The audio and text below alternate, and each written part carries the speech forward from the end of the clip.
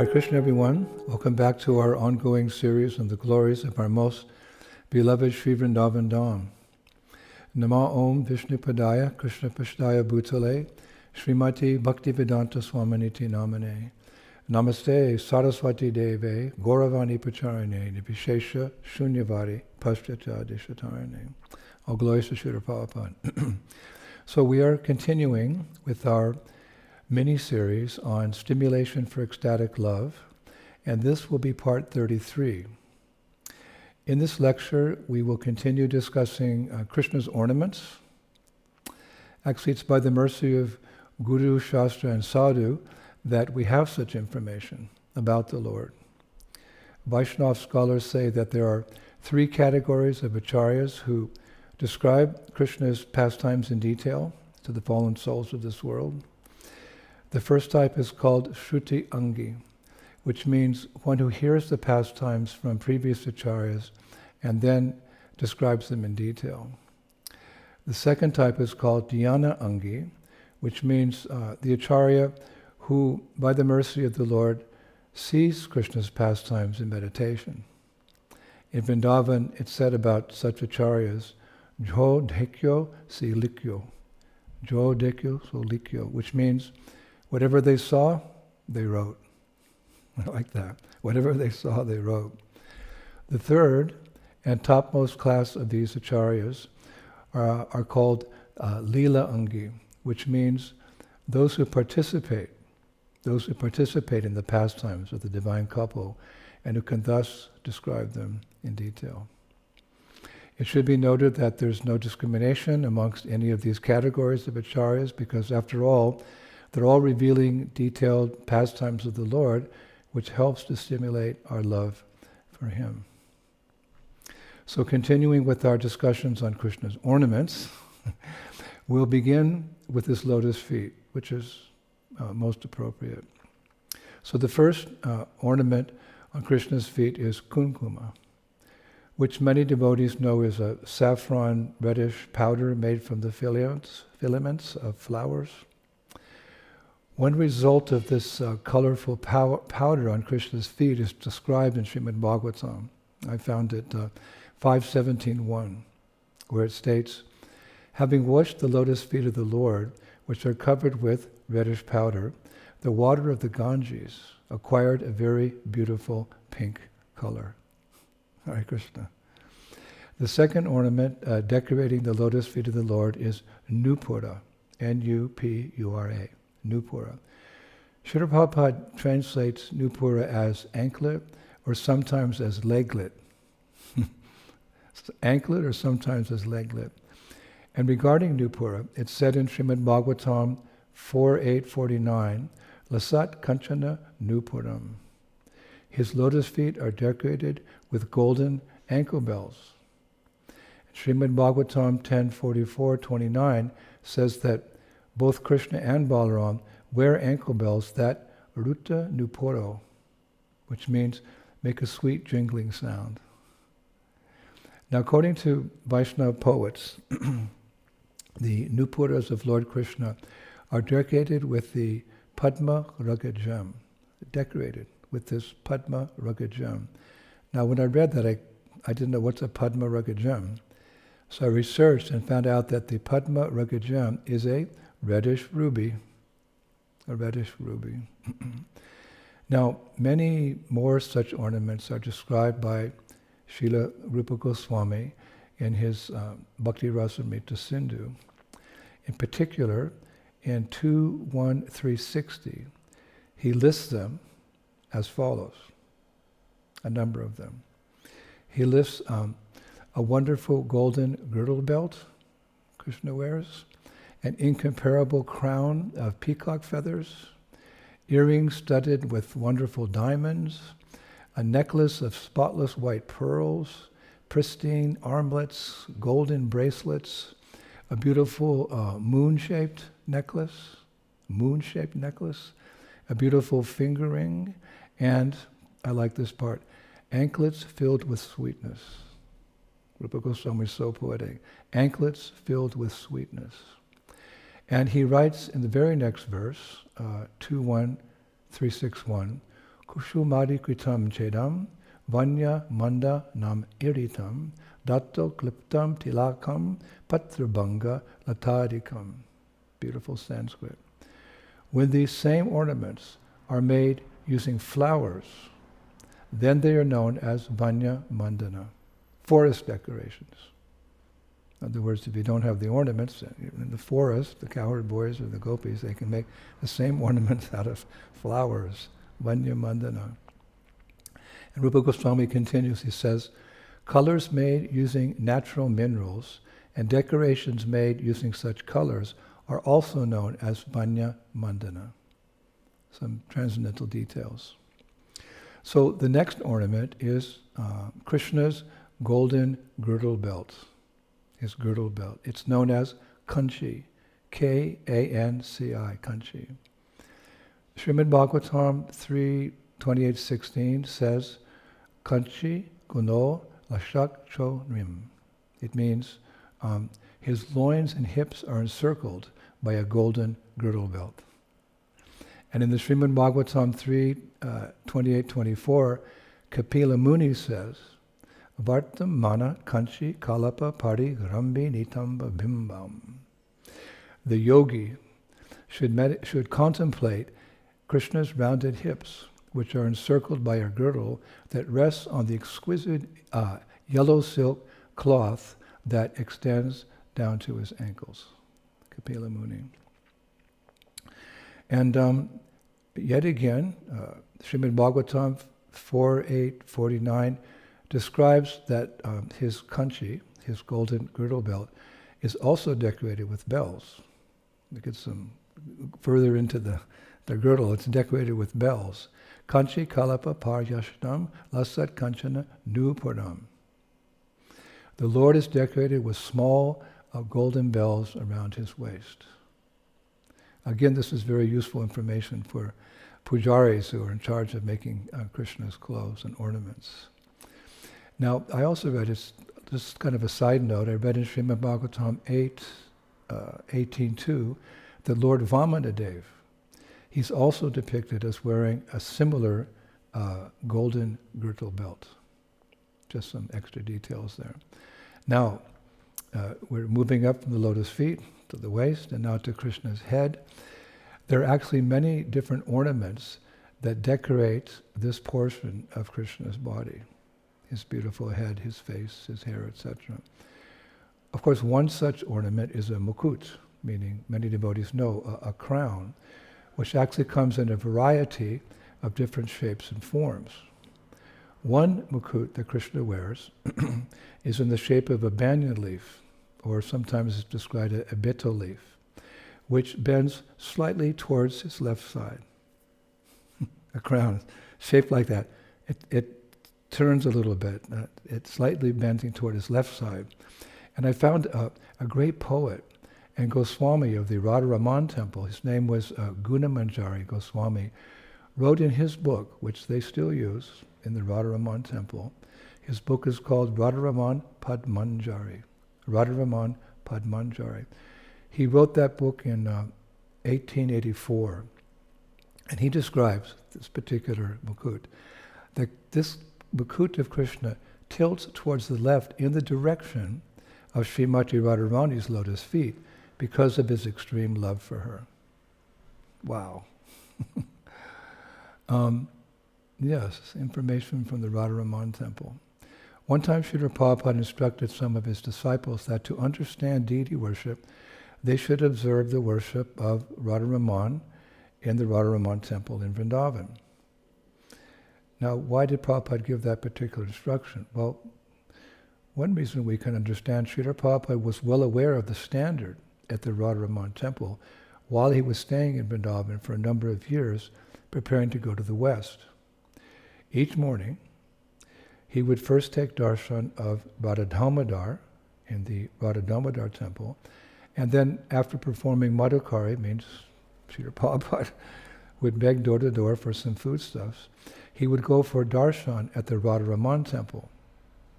And then he would chant japa at the samadhi of Gopal Bhatta Goswami. Prabhupada lived in Vrindavan for many years, actually, so this was part of his schedule. So he knew about the puja at the Radharaman temple, and he was impressed with it, so he said we should take some guidance from there. So there's another type of mukut which doesn't tilt, and it's known as Keyura in Sanskrit. Keyura is a triangular golden mukut on which a beetle-shaped piece of is placed in a particular formation. It's very, very colorful piece that's placed on the mukut. Another type of mukut is called a tripara, T-I-P-A-R-A, tripara. It's a triangular crown, and each corner of that triangular crown has an opening for attaching 3 peacock feathers. 3 peacock feathers. Another crown Krishna wears is called a kulhe, K-U-L-H-E. It's a round-shaped, small golden crown with natural gems and stones, with pearls hanging down a little bit on Krishna's forehead. So when I read that, I said, I'd like to see that particular crown with the pearls, just on Krishna's forehead. And then I read that this crown can be seen once a year on Radharamanji on the day of Raksha Bandhan. So we also know Raksha Bandhan as Lord Balaram's appearance day. So if you happen to be in Vrindavan on Lord Balaram's appearance day, Raksha Bandhan, please go to Radharamanji and see that beautiful mukut. Then there's also it's called Mayura Mukta. It's a crown in the form of a dancing peacock. So now sometimes Krishna wears a karn topi, which is not like a crown, but it's more like a cap, actually. More like a cap than a crown. And it covers both his head and his ears at the same time. So I was trying to imagine what's that, but then I remembered it's something similar to the famous cap of Madhu Pandit, which we've described in previous lectures, which is made from tulsi beads. Like he wore a coat of tulsi beads, he had a beautiful cap of tulsi beads, etc., which can be seen, even today, in the Radha Gopinath temple in a memorial that was built to honor Madhu Pandit in Jaipur. And another cap is called a gwala topi. It's a very long triangular cap, actually, where the top part falls towards Krishna's right side. And yet another type of cap that Krishna wears is called a jura, J-U-R-A, similar to the gwala topi. It's also triangular, but it bends to the left side, the cap on Krishna's head. And I read that this particular cap, if you're interested, can be seen every Ekadasi on the head of Govindaji and Gopinath in Jaipur, and also on Radharaman in Vrindavan.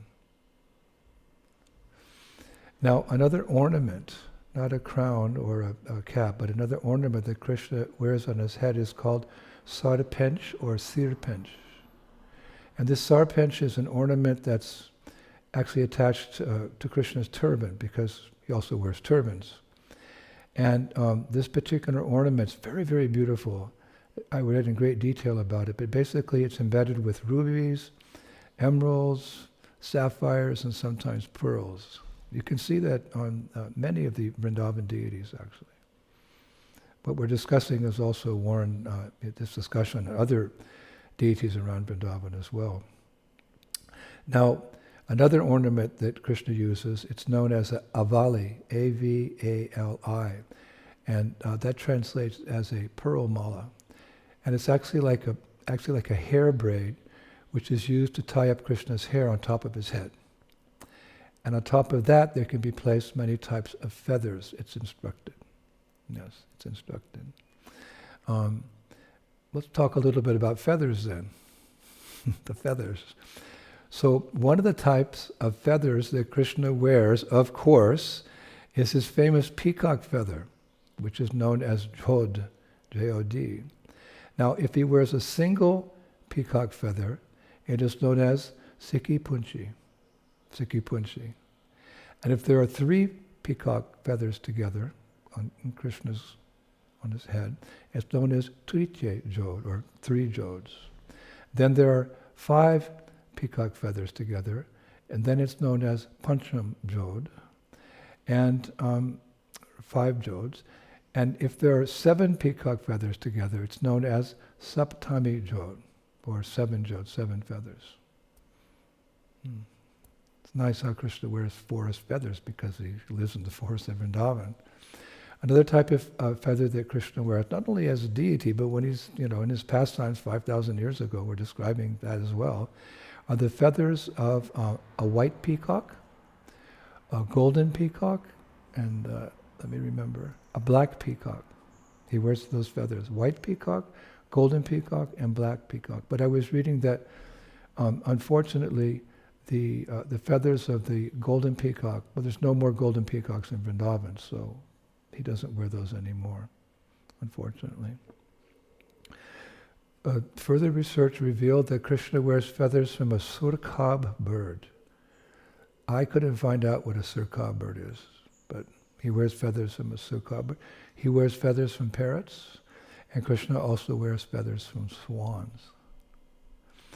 Now I'd like to share with you at this time a beautiful pastime, ornamental pastime, let us say, that's described very beautifully by my dear godbrother Shivaram Swami in his illustrious Navabraja Mahima. He took this pastime from the Bhakti Ratnakara by Srila Narahari Chakravarti. And therein is described that one day in the Vrindavan forest, the cowherd boys had just finished lunch and they were lying down in the shade of a big banyan tree when Subal Saka spoke up with the suggestion that they all decorate Krishna and Balaram like they had once seen Krishna do to Srimati Radharani at Sringaravat. Sringaravat is where Krishna ornamented Srimati Radharani. So the boys, somehow they saw that. So Shastra describes that all the boys agreed, quote, "For just as Radha and Krishna are the gopis' worshipable deities, so Krishna and Balaram are their worshipable deities," as one Acharya puts it. So, following orders by older boys, the younger boys, they collected items in the forest for what's described now as a Sringara pastime, ornamental pastime. So first the cowherd boys, they seated Krishna and Balaram on a marble platform beneath the banyan tree, and with twigs, flowers, leaves, and vines, as we know that Rupa Goswami mentioned, that if you don't have the real ornaments, you can make them from these type of things. They expertly fashioned a throne with an elaborate canopy. Then some of the boys, they bathed Krishna and Balaram's lotus feet. Afterwards, others wiped their bodies with damp cloth. And while, I remember, Madhu Mangal chanted the Purusha Shukta. He's a Brahmin boy, right? Madhu Mangal, he chanted the Purusha Shukta. The other boys sang songs, glorifying the two transcendental brothers. And as soon as Krishna and Balaram had been dried with, actually described cotton towels, their servants, the boys, surrounded them with trays holding flower ornaments, garlands, colored minerals, and fresh silk cloth. Then, supervised by Subal and Sridham, the older boys quickly dressed the two brothers and decorated their faces and limbs with what? With beautiful, intricate images of fish, birds, and flowering vines. It's Braj culture. Vrindavan's a forest. It's said that just as the gopis are always prepared to fulfill any need or desire of Radha and Krishna, so the cowherd boys always have every imaginable item on hand for serving Krishna and Balaram. So sweet. And as expert as the gopis are in conducting services like beautifying, entertaining, praising the divine couple, these cowherd boys are just as expert in similar services to Krishna and Balaram. Of course, both girls and boys, they try to outdo each other. a little competition there.